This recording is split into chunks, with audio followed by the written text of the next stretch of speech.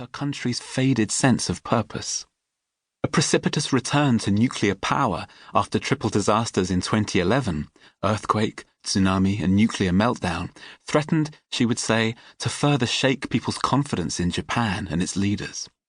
Proposed revisions to Japan's pacifist constitution, opening up the prospect of renewed self-assertion in East Asia, seemed to her a poor and dangerous substitute for real political direction.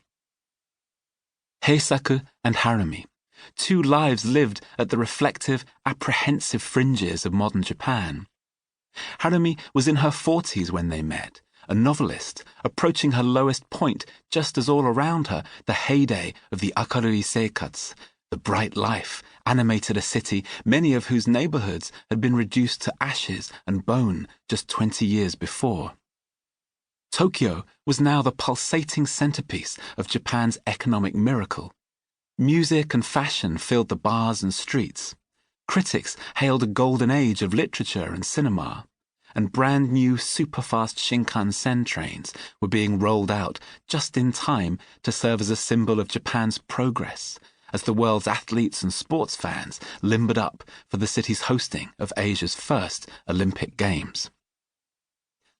Harumi had in recent years come through the ignominy still attached to divorce. She had successfully battled accusations of pornography against her early writing. Literature remained for the most part a man's world, with intimate writing by women not always welcomed.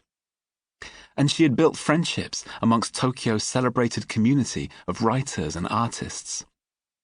She would soon stand next to Mishima Yukio as he rang the bell at the home of Kawabata Yasunari, his hand clenched white-knuckle tight around a congratulatory bottle of sake, as he steeled himself to celebrate with Kawabata the Nobel Prize in Literature that he felt should have been his. Harumi had found richness too in her relationships with the tangle of competing men who inspired one of her greatest works, Natsu no Owari, The End of Summer.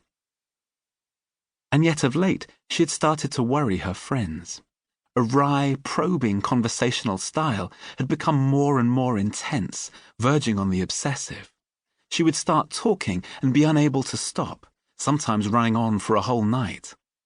One day she came close to injuring herself, absently trying to walk up the descending escalator in one of Tokyo's exclusive department stores.